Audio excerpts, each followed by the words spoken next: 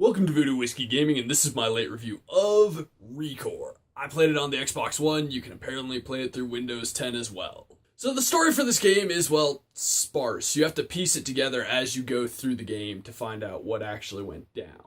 There's no opening cutscene that explains everything, and at first you really have no idea what the hell you're doing.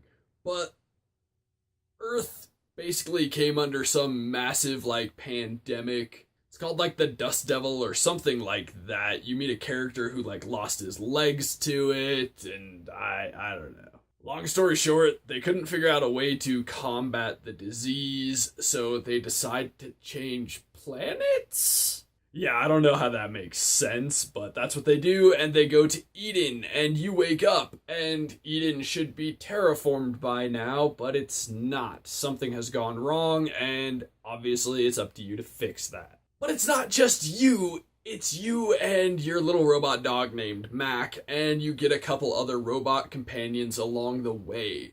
And they each have their own uses in both combat as well as solving kind of puzzles, not really puzzles. But combined, you guys will save everything.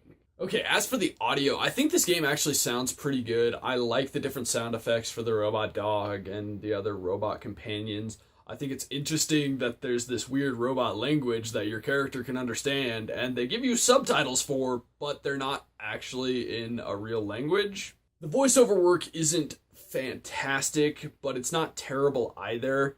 It's believable enough. The rest of the audio works well. I think the music is pretty good, and the ambient sound effects do a good job of letting you know where you are, making you feel like you're there. Now, when it comes to the gameplay, this is kind of a disappointing part for this game, is this game isn't anything unique, and I've seen all of this before and done better. And I mean, ranging from the combat to the movement to just everything you do, I've seen it done better. Each of the three robots, as I mentioned earlier, have their own uses. Seth will help you get around.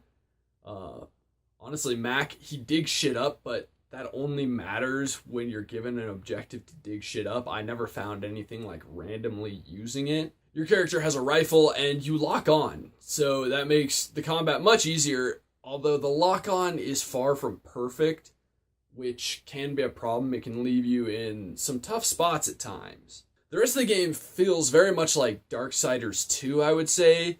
You've got a fairly wide open area to explore. There are dungeons, and you need to collect these prismatic cores, and to get into certain dungeons you need to collect more, so it's just collecting prismatic cores, going through dungeons.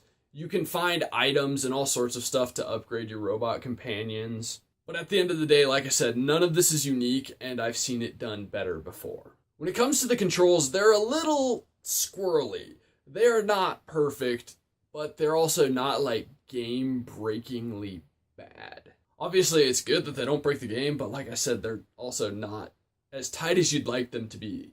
They feel loose at times, and there are times where you're trying to line yourself up specifically, and you can't because the game just won't fucking cooperate. Graphically, this is also not the most beautiful game I've ever seen. It's pretty good looking, but it's not gorgeous. The planet is one giant desert. The only time you really break away from the desert is when you're in the factories and the dungeons, because they're caves or they're kind of mechanical looking places. One thing that I did enjoy, because small details, when you use your dodge, your character has these rocket boots, and if you notice at her feet, you can see the sand kind of part and look like it's being blown away by the rocket boots. That doesn't really stay, but it looks cool when you do it. While the graphics aren't the most beautiful, I do like the overall art style of this game. I like the way the robots look.